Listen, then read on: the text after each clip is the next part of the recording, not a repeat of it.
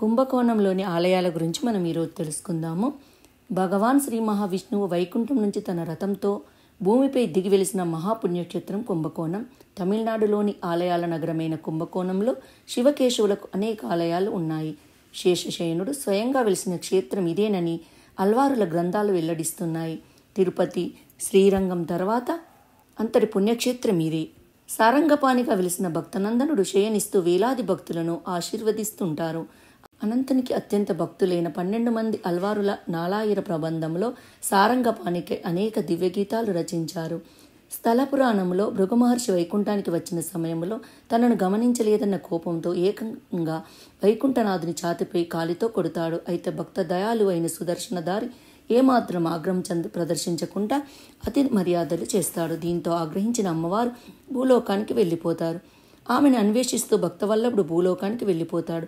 అక్కడ తిరుమల కొండల్లో స్వయంభూగా అవతరిస్తాడు. కొంతకాలం అనంతరం తన తప్పు మన్నించమని మహర్షి అమ్మవారిని వేడుకుంటాడు. తన కుమార్తెగా జన్మించాలని కోరుకుంటాడు. దీంతో అమ్మవారు భృగువుకు తపస్సు చేయాలని ఆదేశిస్తుంది. దీంతో మహర్షి కుంభకోణం తపస్సు ఆచరించి స్థానికంగా ఉన్న హేమ పుష్కరిణిలో అమ్మవారు చిన్న శిశువుగా ఉండడం చూసి తీసుకువెళ్ళి పెంచుకుంటాడు. అమ్మవారికి కోమలవెల్లి అని పేరు పెడతారు. అనంతర కాలంలో అమ్మవారి కోసం వైకుంఠం నుంచి రథంలో స్వామివారు అక్కడికి చేరుకుంటారు. అనంతరం వారి వివాహం అంగరంగ వైభవంగా జరుగుతుంది. భూలోకానికి వచ్చే క్రమంలో స్వామి కొన్నాళ్ళు భూగర్భంలో ఉంటారు. వైకుంఠం నుంచి వచ్చే సమయంలో చేతిలో సారంగమని విల్లును ధరించి ఉండడంతో సారంగపాణిగా పేరు వచ్చింది. శ్రీలక్ష్మీదేవి అమ్మవారు ఆవిర్భవించిన క్షేత్రం అని కూడా చెప్తూ ఉంటారు.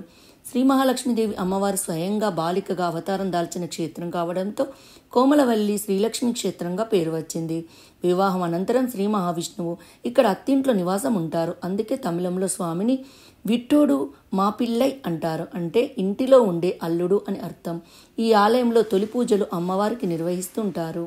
రథంపై వచ్చారు కాబట్టి ఆలయాన్ని రథమాకారంలో నిర్మించారు.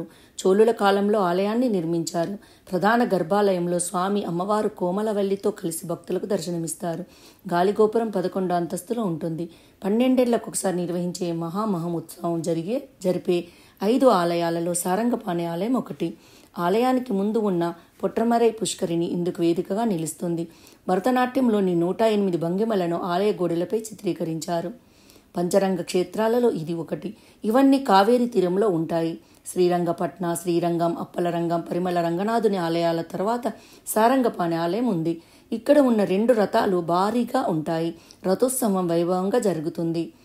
ఇక్కడికి ఎలా చేరుకోవాలంటే తమిళనాడులోని తంజావూరు జిల్లాలో ఉన్న కుంభకోణానికి దేశంలోని అన్ని ప్రాంతాల నుంచి రైలు రోడ్డు సౌకర్యాలున్నాయి. Thank you.